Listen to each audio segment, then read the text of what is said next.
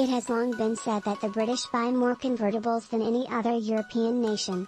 While the French, Spanish and Italians prefer to keep out of the sun, the British positively embrace it. Perhaps it's because a beautiful summer's day is far from something we can ever take for granted, the novelty of retracting the roof of one's car still a novelty impossible to resist.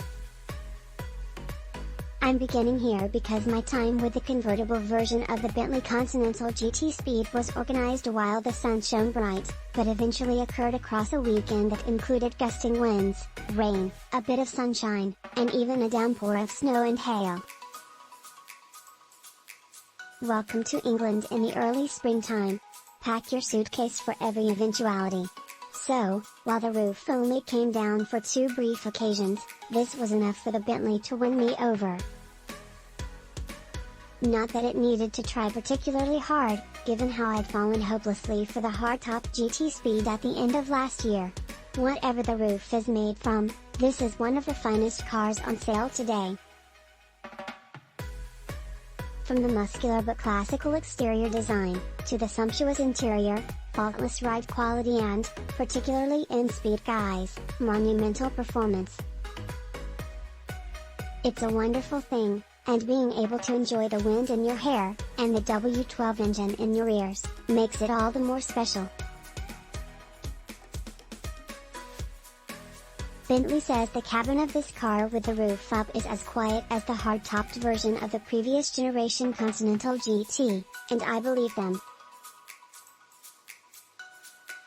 It's entirely possible to forget you are even driving a convertible, as the usual increase in volume caused by a fabric roof simply isn't there. Neither is the scuttle, shackle or general lack of composure often exhibited by convertibles. Bentley says it developed both the coupe and convertible at the same time, instead of taking an angle grinder to the former then hoping for the best, and it really shows. Buffeting is kept to a minimum when driving below highway speeds, even without the optional windbreak that stows in the trunk and mounts across the rear seats.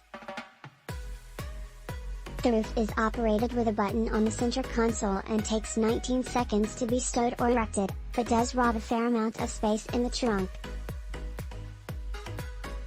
And because it folds up into a hard-sided compartment, the trunk size doesn't depend on the position of the roof. A carry-on suitcase will fit, but height-wise it's a bit of a squeeze.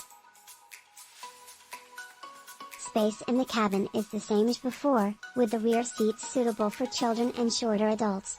At 5'6", I fit and could certainly tolerate sitting behind a similarly sized driver for short journeys. Also unchanged is the 6.0-liter, twin-turbocharged W12 engine up front, producing 659 horsepower and 663 pound-feet of torque. It's a muscular thing that gives the big Bentley an equally massive turn of speed. The sprint to 60 miles per hour is slightly behind that of the coupe, but a time of 3.6 seconds is still mighty impressive, and so too is the 208 miles per hour top speed.